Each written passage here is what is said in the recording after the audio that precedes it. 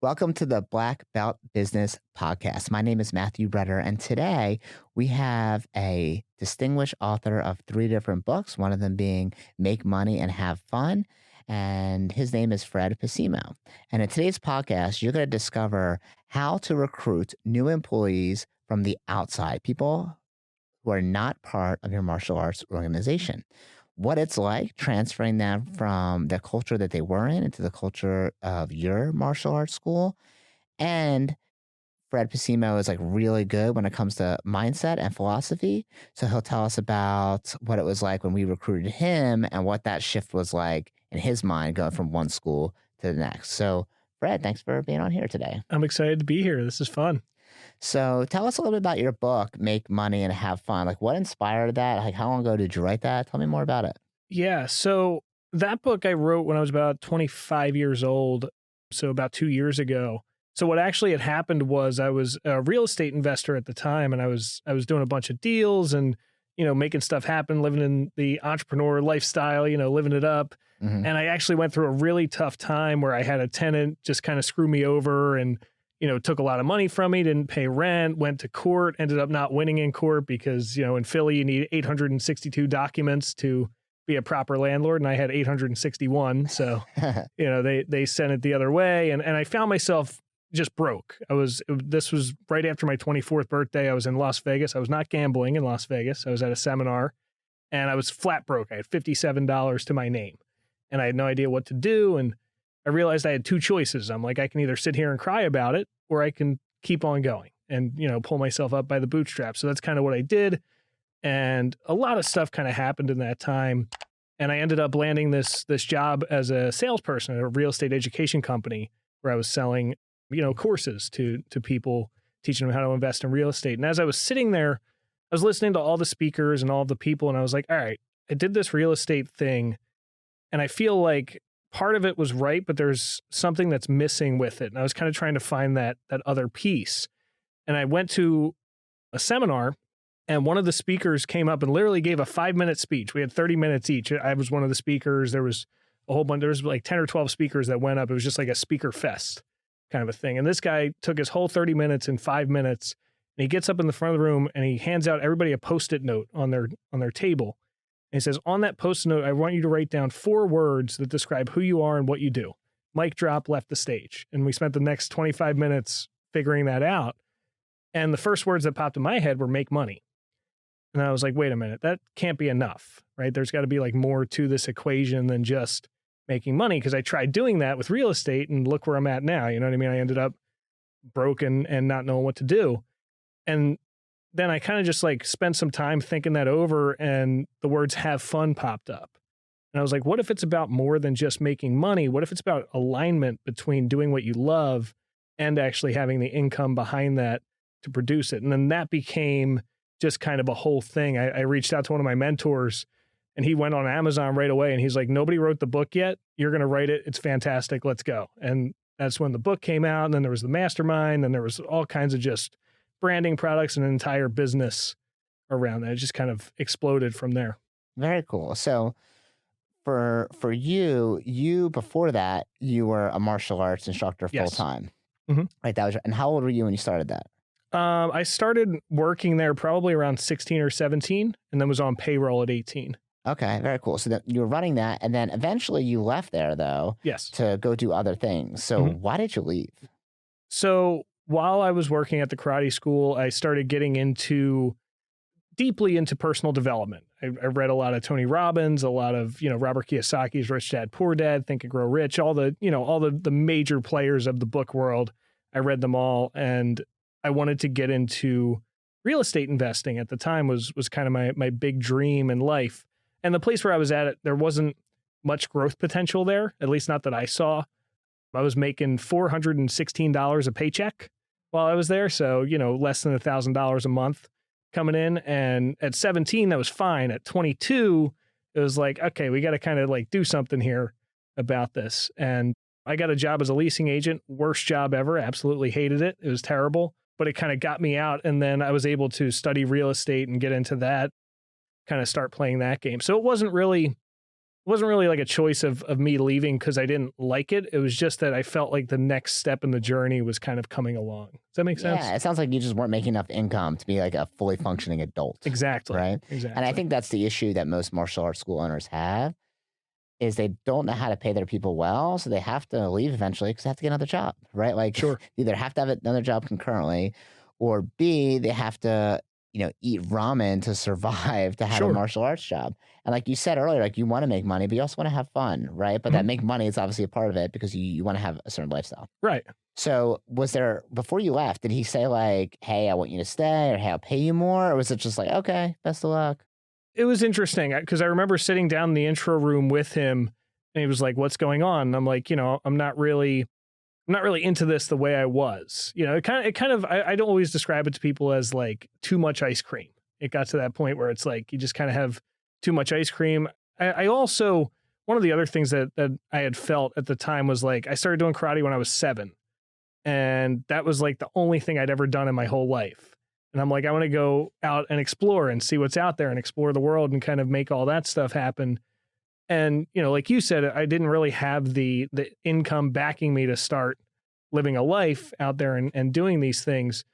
But in hindsight, if he had sat there and said, listen, I'll pay you $30,000 a year, I would have said, all right, I'll stay, and never would have left.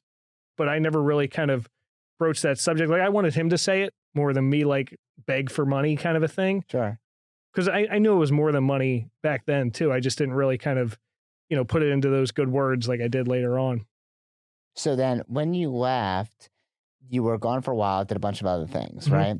And then eventually you'd get into like a relationship. Yes. So tell us, because we're going to get through this journey of Sure. like going from martial arts instructor, doing a bunch of other stuff, and then now becoming a martial arts instructor again. And now you're part of a bigger organization that you can scale and actually be able to have like growth in the career, which we're working on now. Yes. Right? You haven't even been here a year yet, right? A little over a year. A little over a year. Sorry, a little over a year. Yeah. So tell us about like, I guess what happened at that point of your life. Absolutely. And what brought you back or what took you away from failure, then what brought you back. Sure. So before we get into that, I need to talk about Carl Jung. So Carl Jung is a psychologist, author, just a little bit of everything, philosopher for many years ago. And he talks about a theory called circumambulation. And the idea of circumambulation, and if you think of it, it's like water spiraling down a drain. It's just this big circle. And each time we go through a circle, he calls it a death and a rebirth of us. And we go through these multiple deaths and rebirths as our journey as humans. And I feel like the place that I'm in now was like the perfect circumambulation of my own kind of journey. So to answer your question, I worked at the karate school from 18 to 22 on payroll. Never made any more money than when I was 18 while I was there. I left, I became a leasing agent, did that for a year, got laid off, became a full-time real estate investor, and then kind of just opened up the floodgates at that point after I went broke, with writing books and speaking and YouTube channel and podcasts and this whole like journey to find what I wanted kind of a thing. And I look at all these people, Grant Cardone, Gary Vaynerchuk, whomever, and all these people that I look up to and these influencers or whatever the heck you want to call them. And I'm like, all right, what do they have that I don't have? And I tested out and tried out all these things. And when I had landed on Make Money and Have Fun, I thought I had found it at that point. And I was like, I got the book written, I got this mastermind going, I have people paying me. And I grew that company to $60,000 in 1 year, like just by myself. And I literally, didn't have the kind of money that I needed to really grow it. And while I was doing that, I got into this relationship and it was beautiful. It was amazing. It was like this perfect symphony of everything kind of coming together where the business is working and I'm happy with the way it's going. And now I have this kind of partner in my life. And we did all this stuff together. And then her journey took her to Minnesota for her job. And I'm like, well, this is perfect because my business works 100% online. So I'll go with you. And we went out there and I was out there for 10 weeks and then it didn't work out. And so I'm packing my bags. Only 10 weeks or 10 2 weeks. and a half months. And literally. It was literally 10 weeks. We were out there. So we moved in June and we broke up in August. And it was really, really hit me hard. I don't know exactly why, but it just really, was this difficult thing for me to go through. Well, I think any breakup is tough. Sure. And what's interesting is like psychologists have done studies and like how it affects the brain. And like your body will react the same way from a breakup as it does and release the same chemicals as it does when you like break an arm. Like you actually break a limb, the same chemicals are released, which is why it's so painful. Sure. Right. So, and for you, it wasn't like you just broke up, but you also like uprooted your whole life. Yes. Right. Yeah. Like moved away from family, which is in Philly. Yeah. Let me give you a little background on that. So I sold my car to move there because we like agreed like we're only going to use her car.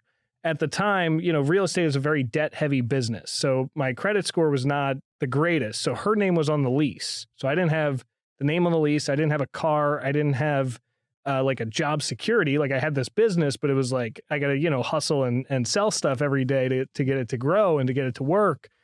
And like all of the leverage and all the control was out of my hands for that 10 weeks. And so to have that just like that rug pulled out from under me, it's like you feel like you have nothing at this certain point. And I literally remember like laying in fetal position on the rug of my apartment. Like she left, she took the dog with her, which still hurts me to this day. I still miss that dog. And I'm just laying there and it's like what just happened? It was kind of like what it had. And then I like literally recognized myself going through all the stages of grief. It's like I loved it when I got to denial. That was the best. That was the best stage ever. What makes you say that? Because it was like my brain was like so aware that it didn't actually happen. And that like she was like I came up with this story that she was just telling a joke. And it was like this practical, like she was testing me to see how serious I actually was. And she was going to call me back tomorrow. And I'm like, oh, this is fantastic. Let's stay here forever. Oh my God. And then I got out of that phase and went back into the whole, you know, all the stages of grief. A fascinating thing happened while I was in Minnesota. So we lived in this apartment, and right behind the apartment building was this walking trail, and it was beautiful. And I love walking. I love nature, all that kind of stuff. So I was out there walking outside, and I'm just kind of going through my head, you know, with all these thoughts and emotions and things like that. And it was like, well, the good news is I had just sold a 4-unit property that I had owned and made like 80 grand off of that. I'm like, well, the good news is I got all this money, you know, so what do I care? And then this like even louder voice shouted behind that, like, who the fuck cares? Like, you know, like I felt like I would give every single dollar and everything that I had to have that back. And so, you know, what do you do at that point? You load up the U-Haul truck. I had to call my dad up and say, hey, put me back on your insurance because I don't have a car and they're not going to let me rent a U-Haul from Home Depot without insurance. So I called him up from 17 hours away. And it was this interesting moment. The day that I was loading up the U-Haul, it was raining out. Of course, it's raining out. Why wouldn't it be? And if you ever read the book Think and Grow Rich, which is my favorite book of all time, the first chapter is a chapter on burning desire. And it's just this idea that whatever you want in life, you need to have a burning desire in order to get it. Familiar? Yes, sir. Yeah. And I feel like on that day, I was the embodiment of that chapter.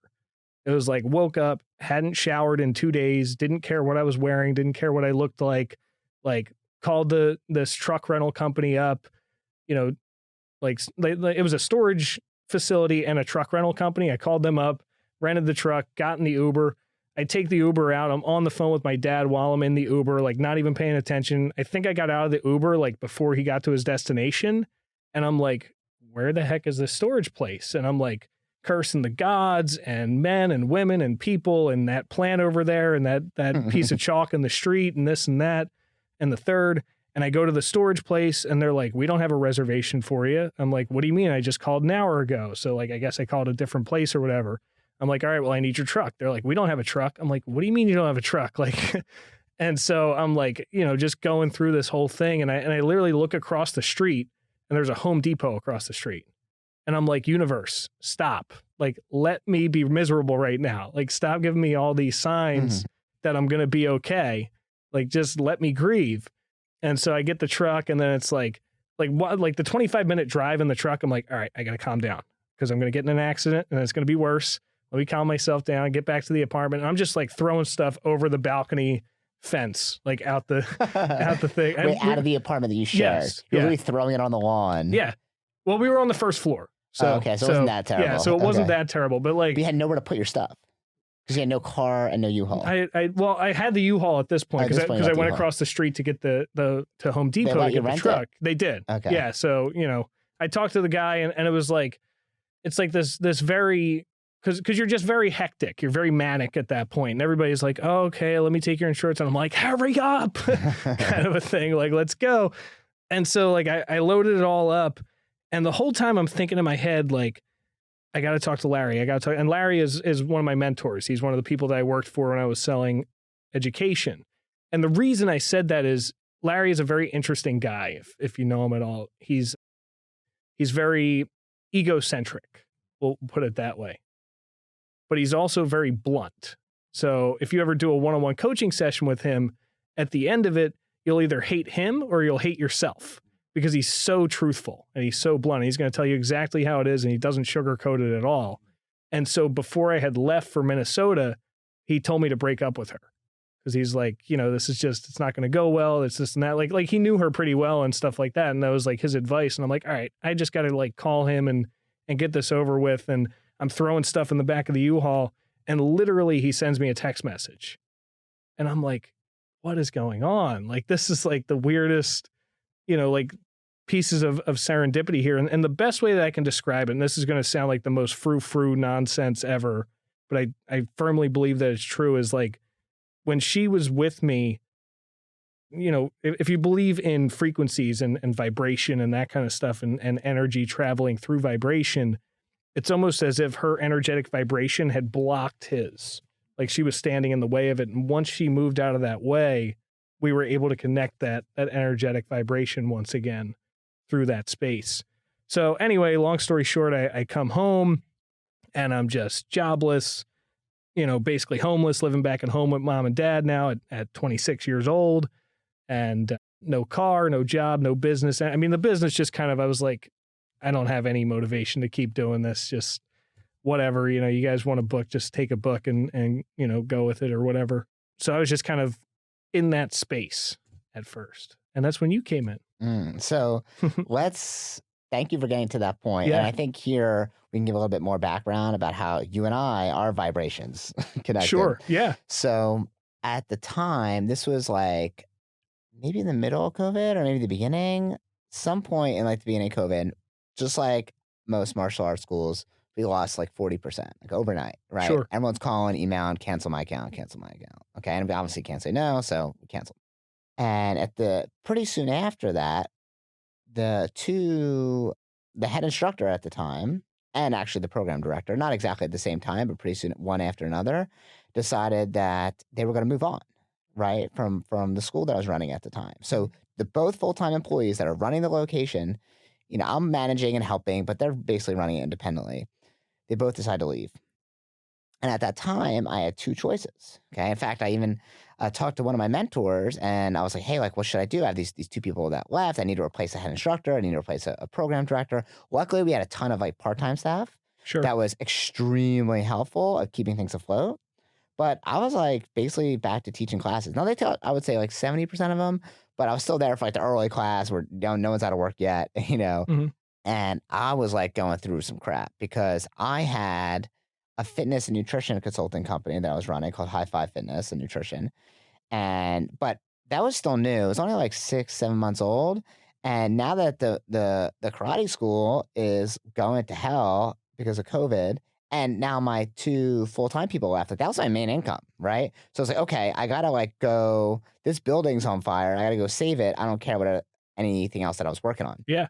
So I'm like, okay, what can I do to save this business? And the advice I got from my mentor was like, hey, if you want to get a good head instructor, all you need to do is go back to the school, start teaching every single day, all the classes, and start training someone. And a year from now, you'll have someone that can take over. And I'm like thinking about it, and I really respect this person. So like, it wasn't necessarily bad advice, and they had great intentions, but I was like, fuck that. Okay, I'm not doing that. Okay, like I love martial arts. I love teaching, but at this point in my career, after doing it for so many years in a row, and now having someone else like be a manager, I don't want to go back into that role and do it every day. Like it's just not where I want to be at this moment. Sure. So I'm like, there has to be a better way. So I said, you know what I'm going to figure out how to hire from the outside. So, and my mentor said, don't do that. They're not going to fit the culture. They're not going to know the systems. Like, It's better to do from the inside. I'm like, yeah, but you know what? Do you think Amazon only hires from the inside? Does Apple only hire from the inside? No. If these big companies can do it, we got to think like a big, giant company. And I can't think of myself as like a little mom and pop, right? Mhm. So I'm like, I'm going to figure this out. So I go on ZipRecruiter, make an account, put out some job postings. Really don't get anything, right? Then I changed the job posting a couple times, spending, I don't know, 4 or 5 grand, basically get nothing out of it. Okay. Mhm. So I'm like, all right, I'm going to go on Indeed. Okay. Another job hosting website. Yep. Go on Indeed and put the job posting up. Still like lackluster results. I get some people to apply, but I'm telling you, if you want to see the funniest, most ridiculous people in the world, it's just to put an application up for martial arts instructor with experience. Like people would show up shirtless to the interview on Zoom. I always do Zoom first to make sure that even like normal, regular human beings, shirtless, wearing a white beater while they're driving. Like, oh yeah, hey, what's up? Like, it's like, yeah, as if it's not a job interview. Show up late, and immediately I just say, okay, thanks very much, but we're gonna move on. And just like a lot of terrible, just like applicants. And then I realized, like, okay, I looked at a lot of training on how to hire people from the outside. And I discovered that, okay, if I want to hire people from the outside, I need to have like a funnel, and the funnel has to be similar to like a funnel that you'd have for leads. And these are leads they're going to become employees, right? So I changed my job application, and instead of making it about, or the job posting, instead of Yep. making it about like what the position is, like here's your job responsibilities, I made it a story. Okay. And the story was my story as a martial arts instructor. And by the way, if you're listening to this now and you want to see what the job posting looks like, send me an email, Matthew@wdojo.com, and just say, hey, can you send me what the job posting looks like? Happy to send it to you. So I made it more about my story instead of about just details. And then I started having way more applications come in. And some were good, some were not good. And what at first is I start with a Zoom call, make sure they're normal. Then I have them come into the school and I have them teach a drill during a live class after I role play it with them. And they're on like a 6-week probationary period after that. And I probably had like 80 or 90 applicants over the course of like maybe 3 months. I had a lot of applicants. And then, it dwindles down. Then it's like 50 interviews. And then 20 people like have come in. And then, 6 people go through the probationary period. And we had some really good people or some decent people, but no one that was like, I was super excited to put in front of my students. And if I'm going to put someone new from the outside in front of my students, I got to make sure they're freaking great. Of course. Right? I got to be proud of this person. Sure. So even though it's a lot of work, at this point I've spent another 4 or 5 grand, it's not like 10 grand. I don't really have much to show for it. I have some people that are okay, but no one I'm excited about. So at the same time, I was like, okay, instead of waiting for people to apply for the job, like maybe there's people that already have a job, they just don't know martial arts is a good career opportunity, right? So posted on Facebook and the martial arts groups, hoping people would raise their hand. Didn't really get anything, right? Lackluster results. So then what I decided to do, and if you're listening and you want to hire from the outside, you're going to want to take notes on this because this is what made the big impact for me. Instead of waiting for people to apply on Indeed, I searched keywords. And in the keywords, I searched for anything that's martial arts related. So karate, kempo, taekwondo, tung sudo, BJJ, jujitsu, any martial arts word you can think of. And I would look for applications that are updated within the last year that are within 30 miles. And instead of waiting for people to apply, I would find applications, I would email them, and then I would also copy and paste their name from the resume, put it into Facebook, and find them. Okay. And then search Facebook and Indeed. Sometimes you can find them, sometimes you can't. Okay. About 50-50. But I find them and send them a message and say, hey, I saw your application on, or your resume on Indeed, and we're looking for martial arts instructors with experience. I think this might be a great fit for you if you're looking for a career in martial arts, or you might be interested in talking about it. And I started messaging people over and over and started getting messages back. Now these are people with experience. They didn't apply. They already have a job, so they're probably already responsible. But like they didn't apply. They didn't see my job posting. But now I'm doing outbound. I'm not waiting for people to come to me. Sure. And if you ever seen my ads online, like I'm always talking about like outbound and earning members, like earning students, and doing school programs, daycares, and businesses. I call that the Triangle Codex. But going through those things because you can actually control the flow of new members. So, okay, how can I control the flow of new employees? And that's when I came across a resume of Fred Posimo, right? Posimo, sorry, Yes. I said it wrong. So, and I came across your resume and I sent you a message And I remember looking at your Facebook page and being like, oh, wow, this guy's like an author. Looks like he has like a podcast. I just remember seeing like some professional things. Mhm. And part of me was like, oh, he's never going to want to do this. He has like other stuff going on. Like, but like, who knows? Send a message, not difficult, right? And then I get a message back. So like for you, from your perspective, when you're sitting there by your computer and you see this Facebook message come in from some random guy, like where were you in life at that point with your girlfriend? And like, what were you thinking? Yeah. So here's the fascinating thing on that story. Again, to kind of bring it back to the energies and the vibrations and frequency and that kind of stuff. And the whole idea that everything happens for a reason.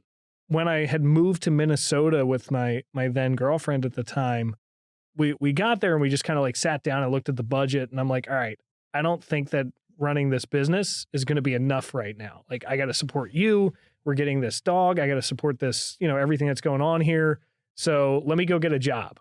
And like literally the two of us sat down and redid my resume, like during that space and time. And like it says on my resume, like black belt, but it's like not even like at the top. It's like, I think it's like whatever it was, like $250,000 in sales, produced or something like that. Like I was looking for like salesperson positions. And I ended up working at Renewal by Andersen, the window company. Yeah. Stupidest job ever. It was so dumb, but I'm like, I need something just to kind of float this time here. Wait, why didn't you like that one? I'm just curious. So I found out very quickly. So I was a C&D student in school and like never kind of really fit the mold very well with a lot of stuff. I don't like sports at all, but I love karate. So it's like, that's like the perfect kind of example there. So I found out very quickly, like I'm not very good as an employee. And I especially am terrible at a very, very like structured and highly micromanaged employee. And so like this job that I had for like 2 weeks at Renewal by Andersen, it's like you go into this enormous warehouse, like, I don't know, 60,000 square feet or something insane. And everything is just cubicles everywhere. And that to me just feels like imprisonment. Like that just is like a punishment kind of society to me. Luckily, I had a really amazing supervisor. She was so cool. She was no bullshit at all. And she called me over like as I was going through the training and she's like, okay, you are way overqualified for this position. What do you want to do? And I'm like, you're awesome. So like that was kind of the thing that happened there. But the idea behind that is like, I had just redone my resume. So that's why you saw it on Indeed. When you had sent me that message, I was literally sitting on the couch in my parents' house. And it was like, I don't know, it was probably like early more like 11:30 in the morning or something like that, maybe a little later. I'm just sitting on the couch, kind of moping, I guess. Like this was 5-6 weeks after having come home at this point from Minnesota and the whole, explosion that happened over there. And it's like, I'm like sitting there and I'm like, what can I do to get back on my feet?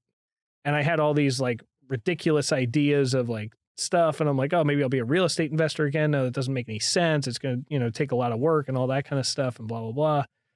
And you send me a message and I'm like, and at that point, because I had really spent a lot of time building up my Facebook, I got messages like that all day long. People, hey, let me advertise your book for you. Hey, let me try to sell you this thing, sell you that thing.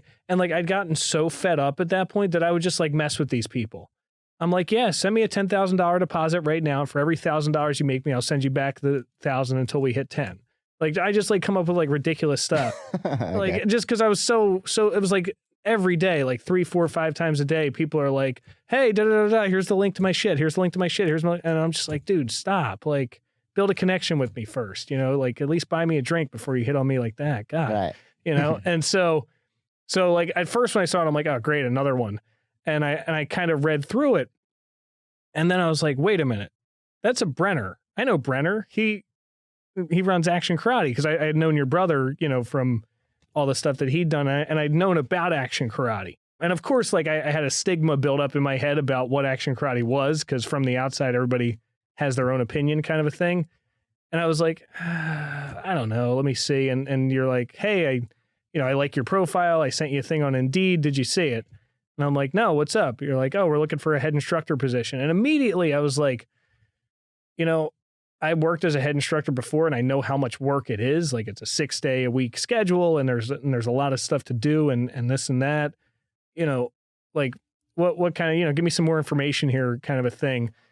And, you'd sent me like the incentive program and like the way that it worked and kind of the breakdown and stuff like that. And like my initial thought was like, you know what, let me do this for now. And like, maybe it'll be like a 6-month gig. And then like 6 months from now, I'll end up, building an empire or whatever and, not needing this anymore kind of a thing. And then it just kind of started to snowball from there. But that was like my initial kind of thought was like, all right, let me, kind of use this as a way to get back on my feet and then see where it takes me.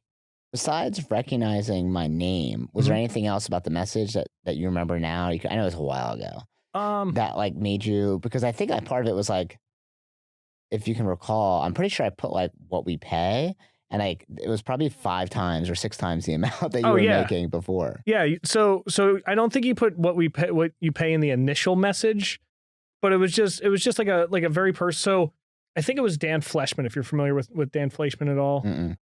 He's like a low level kind of guru. He's like the youngest person to take a company public or something like that. But he's a very rich young person. Yeah. But he had a whole thing about Facebook messaging and how to properly DM people to convert. And if you do it right, Facebook messaging, I think he said, has like a 90% conversion rate, which is insane. But it's like, one is use of name, so like don't just say, hey, and like people recognize that it's a copy and paste the message. It's like, hey, Matthew, hey, Fred, hey, da-da-da. Use their name, and then don't put a link in your first initial message. Like that's what so many people do wrong. They're like, hey, here's a link to my website. Do you want me to market your book? And it's like, yo, like calm down. Don't put a link in the first message. And then it's like, I think it's like ask like a direct question kind of a thing where it's like, hey, I wanted to ask, are you still interested in martial arts? Like something like that. And that's going to get you like that 90% response rate. So, yours didn't have this giant 16 paragraph, eulogy that I had to spend 27 minutes reading through was the first thing. Second thing, I'm like 90% sure you use my name in it. And it just like was a very like introductory message. Like, hey, how's it going? Just wanted to see if you were interested in martial arts as a career or something like that. And I was kind of like, I don't know, like what's the incentive? And then like you sent the whole package and I'm like, are you sure I can make that much? Yeah. Because like you said, it was like easily 5 times what I was making before. Yeah, it was like, hey, you get $5K a month and here's all the member benefits. At that time for us also, we were doing like 70, 80K a month. And it was like, and A, we could afford that. But then I was working like a madman when I ever left. But B, like as someone who's a martial arts instructor and like you worked years and years and years to get to that title, like you deserve that, right? Like you shouldn't be paid. What was it you were making at the other job? $416 a paycheck. Yeah, I mean, ridiculous. Twice a month. Right? So, so maybe $800 a month. Yeah, like $832 a month about after taxes. So, like someone who has gone through so much work to make that happen, I feel like it's insane to try to pay them like you're paying someone who works at a toll booth. Yeah. Right? I agree. So after you saw that message, what were you feeling at that time? Because obviously you just came back, you're in grief, you're moping, you're saying you don't really have anything going on. You all of a sudden you got this message. What was the feeling that was going through your mind? I feel like looking back today, so this is like September 2021, just so people kind of have like a timestamp in their head. I feel like 2021 for me was, if I had to describe that year in one word, the word would be serendipity. And I felt like, so here's what happened. This is the second half of the breakup story that we're going to get into. So, girlfriend tells me she wants to break up. She grabs the dog. She walks out of the apartment, leaves. I'm there by myself. I'm doing all kinds of grieving, whatever I can do to kind of make the pain go away. And at one point I'm laying on our bed and I'm going through Bumble where we matched. And I'm looking like at our initial messages when we first matched. And I realized that we had matched on May 22nd of 2020. So like heart of COVID. And that day that I was laying on my bed was August 22nd, 2021. So we were together 15 months to the day. And when I saw that, I just lost it. Like I just started like sobbing uncontrollably because I knew 2 things for certain. One, I knew that the universe had something else in mind for me. And 2, I knew that it was absolutely over and there was no chance of it ever coming back. And so like I just completely lost it at that moment. And that was kind of like that was like my saving grace in a way, because I knew that like there was something bigger at play. Again, it sounds like this hoofy poofy, God complex, whatever kind of stuff. But like there was something else going on there. And so when I was sitting on the couch and that message came through, I was kind of in a space where I was like in a space of surrender. I was like, look, I don't know what it is. I don't know what you want, but I'm all in. Whatever you want from me, just take it at this point, because you can't take anything else, And in my head, I remember like coming home on the plane ride, and I just had this image playing over in my head of me sitting in like just a black, like dark room, and I'm sitting like crisscross, like lotus position. I'm levitating in the room, and next to me is this portal, and I was just like receiving everything through the portal, kind of a thing. You did acid before you got on the airplane, or probably something like that, okay. or maybe, and this is probably more true. I reached a space where I could also reach had I done acid, just from the way that I was feeling. You know what I mean? Yeah. I've never done acid before, so I don't know. I don't know what kind of efficacy there is behind that, but yeah. Well, so that's really cool. And then obviously you came on board with us, and like now you're a big part of the team. I know you and I plan to open up schools together, and we have other people training under us or with us, I wouldn't say under us, but with us, that we plan to help them grow schools. And now you have like a ton of like upward mobility, and we know the path. I think you and I have talked like a bunch of times about there's always going to be like, we call it shiny object syndrome, where it's like there's always going to be shiny things that pop up like, oh, I should do this, I should do this, I should do this. But every time you switch, you have to start over again, right? And never really get good at anything. Sure. And I think now that you're part of a bigger organization, what I want to know from you is like, how did you transition culture-wise, or what was the difference you've seen between being in the martial arts school you were part of, which is one school, right? Yes. Yep. Single operation. Yeah. Single operation, to being a part of like a big organization. What was that like for you?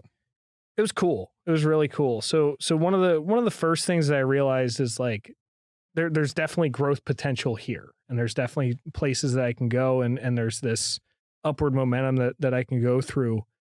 And the biggest thing that kind of fascinated me in the beginning was like, you can actually make a career and a good living through martial arts, and more than a decent living, really, which I didn't really know was possible before. And like you said, it's like you almost get in this space where you're frustrated. I'm like, I have 20 years of experience with various styles of martial arts across various mediums, trained with some of the best people in the world. And I'm being paid like a starving artist over here, kind of a thing, and I think that seeing that kind of opened up the doors for me. So like I said, I'm very entrepreneurial in nature. I'm not good at being an employee, but when I see like, oh, there's an opening here, there's a space here, there's a way to do this, there's room to grow here and room to grow there, it allows that kind of side of me to flourish still inside of here. And also I get to do what I love. So now that you're in a bigger organization, and obviously the goal is to expand to more locations, which is going to be new for me and new for you, because now our relationship is going to enter like a different paradigm, right? And like right now you're the head instructor. You're not going to be the head instructor forever, right? Eventually someone's going to take your spot, and you're going to help other people grow. And I think we have a lot of different paths to take. But I guess for you, like going from something where you're the one person at the school, the main person making, less than $1,000 a month, to now making, $5K a month, and really being like for me, like whenever I have someone that comes on board, or for you, like I know that you're not going to stick around if you're going to make $5K a month forever. Like you have so much more potential that we can't keep you, right? Like, maybe for a couple of years, right? Maybe, sure. But like you need to have higher earning potential. And I know it's just in terms of not just because of money or greed, but because you want to be able to do things in life and have freedom, but also you want to know that you're capable of more, right? So now that you're at this spot right now, like where do you see your future going? So one of the things that I think is really important, that's a great question. The idea, if we go back to make money and have fun, which is where we opened up this podcast, the idea that I kind of broke down into is this idea of alignment. And I think that people in any career, whatever, pick anything you want, they start, if you think of work on like a horizontal line, right? Eventually that work's going to split, and it's either going to split upwards towards success or it's going to split downwards towards burnout. And if you're doing something that you're not aligned with, and when I say aligned, I mean your soul is not aligned with it. So one of the things that I learned this year that absolutely fascinates the hell out of me is we don't choose what we're interested in. Like that's like something that like comes pre-packaged with us. And it's this whole thing. Jordan Peterson does a whole breakdown on it that's just phenomenal about interest. And we don't choose it. It's not something that we have a decision over. And of course there's some biases based on how you're raised and that kind of stuff and you know, certain idiosyncrasies that way. But when it comes down to interest, we don't choose that thing. And what I figured out through my whole journey in like this half a decade from 22 to 27, where I am now, just opening up businesses and doing all kinds of different stuff, is whenever I tried to do something that I didn't align with from the level of my soul, it never worked. You know, I spent time, I'm like, oh, I'll be a business branding expert and I'll get you a logo and I'll get this and I'll get that. And I'm like, I'm a genius. I'll just charge extra, go on Fiverr and have somebody else do it. And I did no revenue at all. I sold nothing because I don't want to do that. That was just me being greedy, trying to grab money. And when it doesn't align, it's like, that's when the work feels different. I think back to when I did sales, and sales is something that I've been told I'm pretty good at, especially when it comes to like closing and pitching and that kind of stuff. But like doing like traditional like outbound sales, like you sit me down at a desk and say, all right, here's your list, start calling these people. That work to me is nauseate. That's like painful. But you tell me, you know, go stand in front of the room and teach a karate class. I'm loving my life. Or give a speech because you're a great speaker. Exactly. That too. Right. So, you know, one to many, that kind of stuff, like that just aligns with my soul. And that's something that I can do, you know, and it doesn't feel like work anymore. But if you compared it on a bar chart, it would probably be an equal amount of labor, if not probably more labor to do the public speaking than it is to actually, you know, call people on a list. But it feels very different. Does that make sense? Yeah, it makes a lot of sense. So when I figured that out, what I realized is like, I worked as a martial arts instructor for 5 years. Every other job I ever held was like a year at best, kind of a thing. And this is something that I can sustain and something that I can do with longevity. And like, yeah, there's days where I feel the effort and there's days where, you know, you got to work more than other days, but it's work that is actually able to go through, and it splits upwards towards success as opposed to splitting downwards towards burnout. And now you're just like, I'm done with this thing. Let me go on to the next thing. So I think that recognizing that martial arts is always going to play a role in my life somewhere. I don't know how, I don't know exactly in what way. I don't know what capacity that's going to be in, but I think that it's always going to be there. And if I have the creative freedom to kind of build around that to me is fulfillment. So now that, well, thanks for sharing that. So now when you look back on your situation of going from martial arts instructor, doing a bunch of other jobs, giving all that stuff up, moving to Minnesota, and then coming back, like, how do you view that situation now when you look back on it? Oh, it's all 100% a blessing. It is all meant to be. The world is littered with resistance, right? All these things that just come in our path. You know, what's the saying? Like, man plans and God laughs, something like that. You know, and being in, so one of the other really cool things that happened this year is I started studying Eastern culture. So like a lot of the stuff that we study here is what could be considered Western philosophy. So all the stuff that like Grant Cardone preaches, you know, this kind of work harder. He's a philosopher. Grant Cardone's a philosopher basically. Now? Exactly. Okay. But like, just like any kind of teaching that's very action oriented, I feel like, where they're like, you know, productivity, wake up early, stay up late, discipline equals freedom. Gary Vee, he's like Aristotle, I think. Yes, exactly. Right. So that kind of stuff. He's like Aristotle, but just curses a lot more. Yeah. So I studied Western philosophy since I was, you know, 16, 17. Even growing up in the karate school, it's like we just studied, you know, watered down Zig Ziglar or Tony Robbins or whoever. But then this year, I blended that with Eastern philosophy, which is more of the kind of the spiritual, the awakening, the sit down and meditate and be as you are and present in the moment and that kind of stuff. I study people like Ram Dass or Eckhart Tolle and like those kinds of people. And I think blending those two philosophies together has helped to create a bigger picture around all of it for me. And what I realize is that the game that we all play is the wrong game, is what it seems to be. Is like we have something that resists us in our path. You know, I have this perfect relationship going on and it's going to lead to marriage and a family and kids and this whole thing. And then boom, breakup, relationship's over. Resistance is what we could call that. And we as human beings, we try to push away this resistance, right? We all have the same problem. Our biggest problem is that we think we shouldn't have any. And when we do that, that just kind of allows the resistance to continue piling on. It's like, think about it. If you resist the resistance, now you're part of the problem because you're just like pushing this thing. It's like trying to hold down electricity. You know, if you try to hold down electricity, it's just going to work harder to break through. Shocked, yeah. Yeah. You know, you're just going to get yourself shocked with that. And so the game becomes recognizing that the resistance is meant to be there to teach you something, right? It's all part of this process to bring you along the path. And so, you know, this was the speech that I gave at the retreat that we had that blew everybody away because I'm just amazing. Yeah. But I talked about, you know, everything that you once said fuck you about, right? Fuck you divorce, fuck you breakup, fuck you bankruptcy.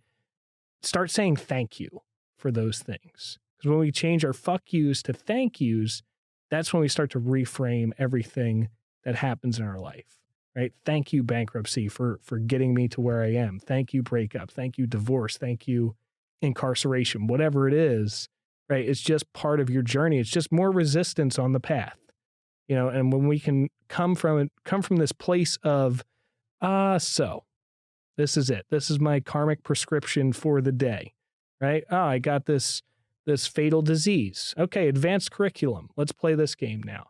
As opposed to, you know, trying to push yourself away from that, you know, there is no bad, there is no bad, there is no bad, right? Your mind's going, bullshit, we found it right here, right? Does that make sense? Yeah, it makes a lot of sense. Thank you for sharing that. And of course. And honestly, there's so many little like golden nuggets of things that you said. And especially the one thing I love that you said is there's something about the thinking is the problem or something. What did you say? The biggest problem that we all have is we think we shouldn't have any. Yeah, that is golden. So thank you for sharing that. And if you're listening to this and you're thinking about hiring from the outside and you're just not sure how, or thought, it can never work. You can only hire from the inside. Well, 90% of what we do, maybe 98% of what we do is hiring from the inside. But there's always people on the outside like Fred here who are highly qualified. They just never had the opportunity, never shown the path. And there is some like culture blending that happens for sure. But if you find someone who's aligned with what you want, then you could have people in your area that are gonna be a big part of your team, like you are now. You know, I know that you're not just, you are one of our, obviously the head instructor of one of our locations, but you're also like a much bigger part of our organization. So thank you so much for being on here. If people want to reach out to you because they have a question or they want to find out how to rent a U-Haul without insurance, how do they reach out? How do they contact you? The easiest way is probably just on Facebook. Just look up my name, Fred Posimo, Posimo on Facebook.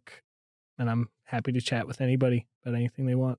Cool. My name is Matthew Brenner with Double Your Dojo. Thank you so much for listening. Talk later, guys. Bye. Bye.